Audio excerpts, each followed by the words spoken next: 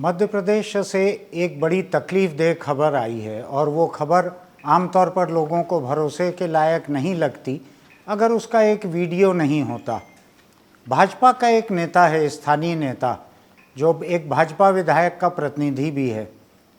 वो एक आदिवासी नौजवान के चेहरे पर पेशाब कर रहा है, मूत रहा है उसके चेहरे पर, और उस धार को उसके चेहरे पर पड़ते हुए दिखाने वाला वीडियो जब कल सामने आया, चारों तरफ फैला, तो लोग हड़बड़ा गए कि ये क्या हो रहा है। बहुत से लोगों ने कहा कि ये 21वीं सदी है। जाहिर है 21वीं सदी ही होगी, ऐसे छोटे छोटे मोबाइल फ़ोन पर वीडियो कैमरे 18वीं सदी में तो थे नहीं, जिस वक्त की लोगों की ऐसी उम्मीदें रही होगी कि ऐसी हिंसा हो सकती है किसी आदिवासी या दलित के साथ। ये 21वीं सदी है, ये आज़ादी का अमृत काल चल रहा है। 75 साल पूरे हो गए हैं आज़ादी को। ये ऐसा मौका है और इस मौके पर मध्य प्रदेश, जो कि देश के बीचों बीच एक पढ़ा लिखा विकसित राज्य माना जाता है, एक संस्कृति उसकी मानी जाती है, वहाँ पर ये हो रहा है, खुलेआम सार्वजनिक जगह पर हो रहा है। जब वीडियो फैला तो बवाल फैला। लोगों ने पहचाना कि अरे ये तो भाजपा का एक स्थानीय नेता है, भाजपा का सदस्य है, विधायक का प्रतिनिधि है। ये बात है सीधी की। सीधी के विधायक हैं केदारनाथ शुक्ला और ये उनका प्रतिनिधि है प्रवेश शुक्ला।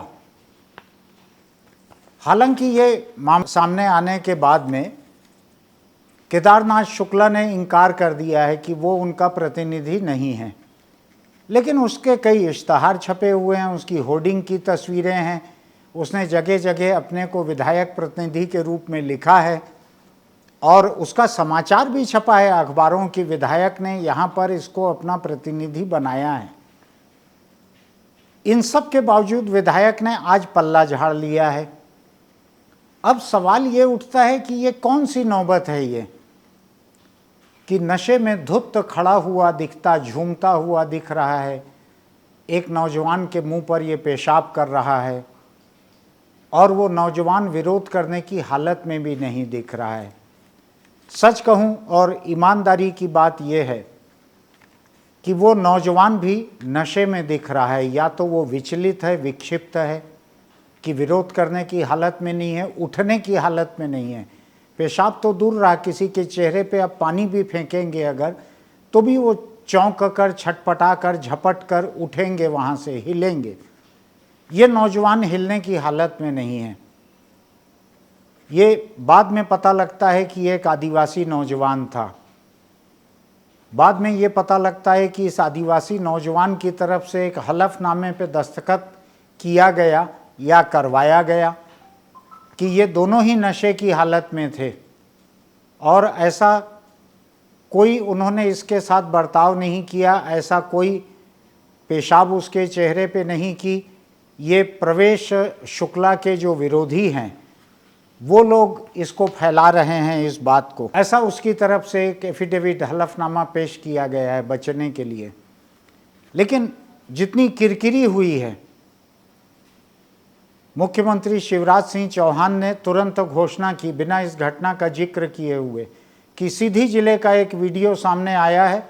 उन्होंने पुलिस को कहा है कि कड़ी से कड़ी कार्रवाई की जाए और उन्होंने एनएसए, राष्ट्रीय सुरक्षा अधिनियम के तहत भी कार्रवाई करने के लिए कहा है। दरअसल शिवराज सिंह चौहान थोड़े से लेट हो गए, 13-14 महीने लेट हो गए वो। अगर वक्त रहते ऐसे विधायक और ऐसे विधायक प्रतिनिधि पर कार्रवाई हो गई रहती तो बात आज यहाँ तक नहीं पहुँचती। यही सीधी जिला है, यही केदारनाथ शुक्ला विधायक वहाँ के, यही प्रवेश शुक्ला उनका प्रतिनिधि। सीधी के कुछ पत्रकारों ने, यूट्यूबर ने और कुछ संस्कृति कर्मियों ने केदारनाथ शुक्ला की कुछ बातों का विरोध किया था। उनके खिलाफ लिखा होगा, यूट्यूब पे कोई रिपोर्ट बनाई होगी, कुछ न कुछ किया होगा।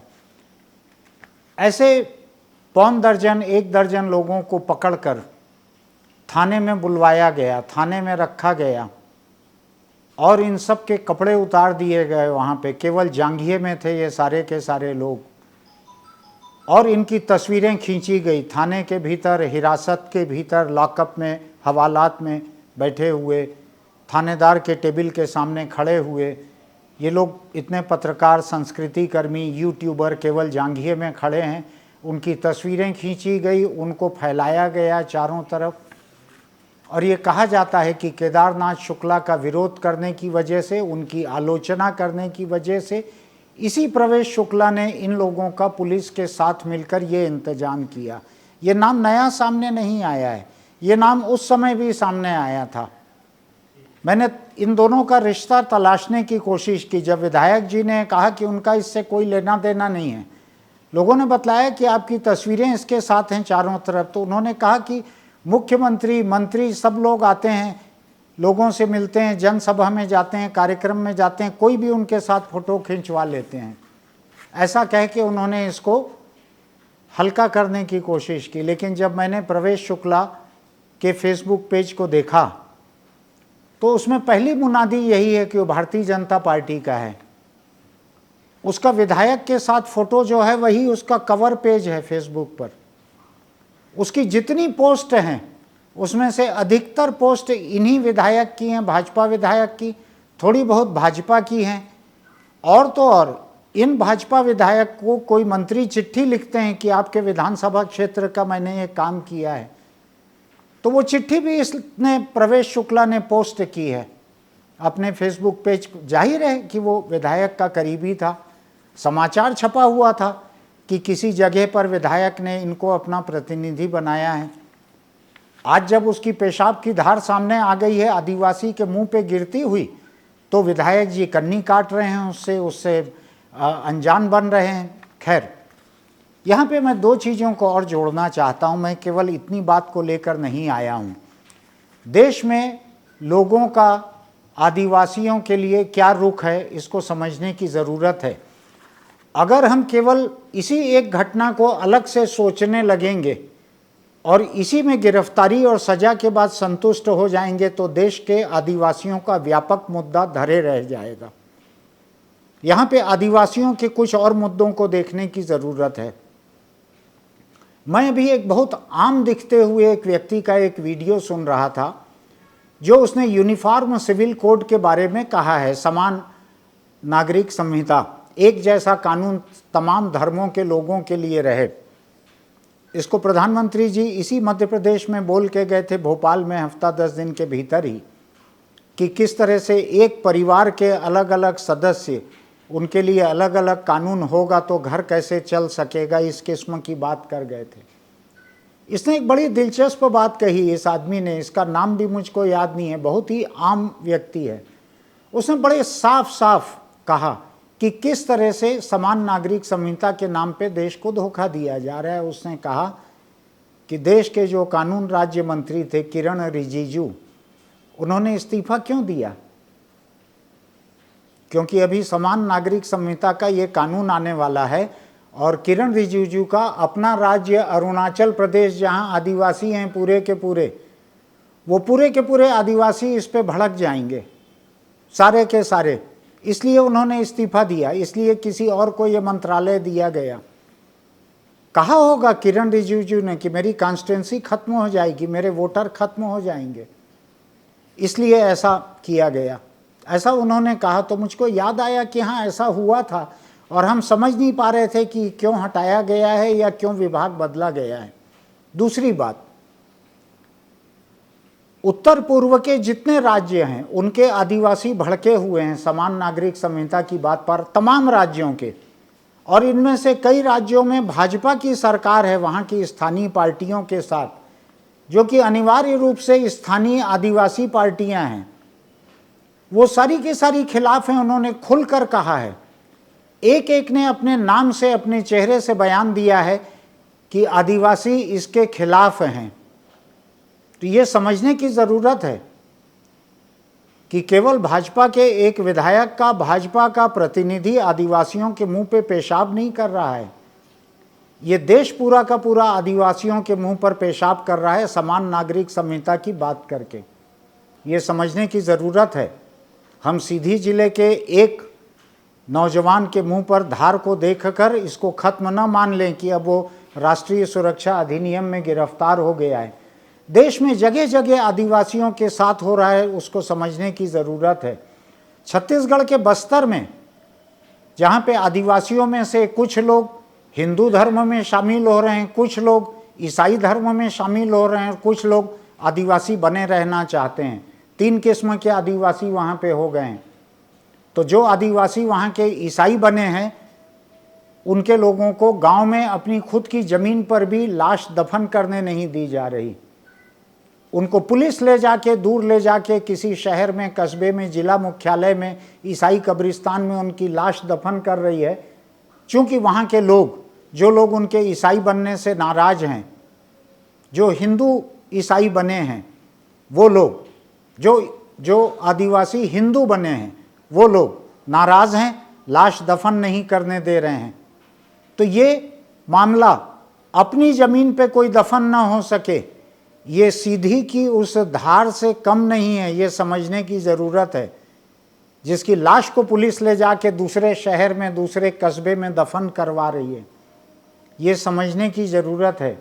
आदिवासियों के ऐसे मुद्दे चारों तरफ बिखरे हुए हैं। अभी 2-4 दिन पहले की मध्य प्रदेश के ही, इसी मध्य प्रदेश के जहाँ की बात चल रही है, जहाँ पर आकर प्रधानमंत्री समान नागरिक संहिता की बात करके गए, यूसीसी, वहीं पर एक आदिवासी जिला है शहडोल, छत्तीसगढ़ से लगा हुआ भी है। इस शहडोल में आदिवासियों के बीच में प्रधानमंत्री आकर वहाँ पे आदिवासी समुदाय को खूब रंगारंग कपड़ों में खाट पर ऐसे बिछाकर, बैठाकर उनके बीच में प्रधानमंत्री ने देर तक बातें की उनसे। महिलाएं, आदमी, बच्चे, सबसे उन्होंने बात की। अनगिनत तस्वीरें उसकी खींची है, बहुत सारी तस्वीरें मैं भी प्रधानमंत्री के अपने ट्विटर पेज पर देख रहा था। क्या आदिवासी महज रंगीन तस्वीरों के लिए हैं? क्या आदिवासी केवल ढोलक मंजीरा लेकर नाचने के लिए हैं स्वागत में? अभी फिर यहाँ पर परसों आ रहे हैं प्रधानमंत्री नरेंद्र मोदी छत्तीसगढ़ में, जहाँ से मैं ये बात कर रहा हूँ। यहाँ फिर होगा ये, यहाँ फिर आदिवासी नाचने के लिए आएंगे, यहाँ फिर उनको बस्तर से लाया जाएगा। वो ढोल मंजीरा लेकर आएंगे, समूह नृत्य करेंगे, स्वागत करेंगे प्रधानमंत्री का तरह तरह से। अच्छी बात है, जिस राज्य में जाएं स्थानीय लोगों को स्वागत करना चाहिए। लेकिन उन आदिवासियों को मिल क्या रहा है? क्या ये कॉमन सिविल कोड बस्तर के आदिवासी, क्या इनकी संस्कृति के हिसाब से है? क्या उत्तर पूर्व के आदिवासियों की संस्कृति के हिसाब से है? किसके हिसाब से है?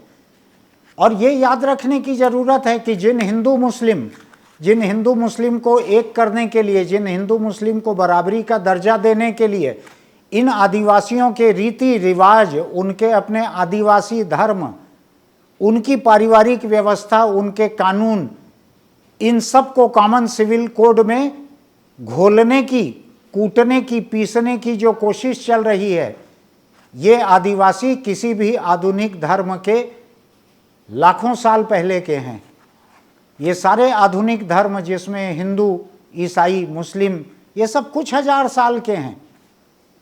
जो आदिवासियों का धर्म है, उनकी उपासना की जो पद्धति है, उनके जो रीति रिवाज हैं, ये दसियों लाख साल पहले के हैं। ये आज उनको आप अपने धर्म में मिलाने के लिए, अपने धर्म का दबदबा कायम करने के लिए अगर उनको इस तरह से मिला रहे हैं, तो कोई हैरानी नहीं है कि आपके पार्टी का एक नेता सत्ता के नशे में, दारू के नशे में एक आदिवासी के चेहरे पर पेशाब कर रहा है, क्योंकि उसको मालूम है कि इस देश का लोकतंत्र, इस देश का कानून, ये सब पूरे आदिवासी तबके के मुंह पर पेशाब कर रहे हैं। बहुत से टीवी चैनलों को मैं देख रहा था यूट्यूब पर, वो पेशाब शब्द का इस्तेमाल करने से भी हिचक रहे हैं। बोलने में शब्द अच्छा नहीं लगता है, और मैं बार बार बोल रहा हूँ। मैं बार बार इसलिए बोल रहा हूँ कि ये लोगों को सुनना अच्छा नहीं लगेगा। अच्छा ना लगवाने के लिए ही मैं इसको बार बार बोल रहा हूँ। इसकी जगह हिंदी के कुछ चैनल कह रहे हैं उसके चेहरे पर यूरिनेट कर दिया।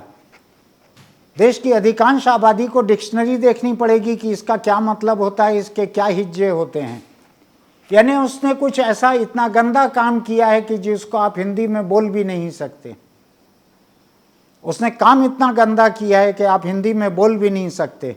आप लोगों को एहसास भी कराना नहीं चाहते कि ये इतना गंदा काम था। मैं बोलना चाहता हूँ, मैं साफ साफ बोलना चाहता हूँ, मैं काले को काला, सफ़ेद को सफ़ेद बोलना चाहता हूँ। इसलिए मैं कह रहा हूँ कि ये मामला एक आदिवासी के मुंह पर पेशाब का नहीं है। ये पूरे देश के आदिवासियों के साथ जो सलूक हो रहा है उसको देखने की ज़रूरत है। मैं यहाँ पर यह बात भी कहना चाहता हूँ कि कल सुप्रीम कोर्ट के चीफ जस्टिस ने बहुत सारी PIL खारिज कर दी। कहा कि ये फर्जी किस्म की बातें हैं, इन ऐसी PIL नहीं आनी चाहिए, जुर्माना भी लगा दिया। छत्तीसगढ़ हाईकोर्ट ने अभी बहुत सी PIL जनहित याचिकाएं लगी हुई थी, दूसरी याचिकाएं भी लगी थी बस्तर के मामलों को लेकर, जहाँ पे 1.5 दर्जन महिलाओं से 2 दर्जन महिलाओं से बलात्कार हुआ है, 1.5 दर्जन आदिवासियों को खड़ा करके सुरक्षा बलों ने मार डाला। ऐसे मामले थे वहाँ पे, इन सबको खारिज कर दिया है छत्तीसगढ़ हाईकोर्ट ने। ये आदिवासियों के साथ न्यायपालिका का सलूक, सरकार का सलूक, इन सब के सलूक को देखने की ज़रूरत है। आज देश में एक डीलिस्टिंग नाम से आंदोलन चल रहा है, जिसमें जो आदिवासी ईसाई बन गए हैं उसके बाद भी उनको जो संविधान में हक दिया गया है उस हक को ख़त्म करने के लिए एक आंदोलन चल रहा है। इसको भी समझने की ज़रूरत है।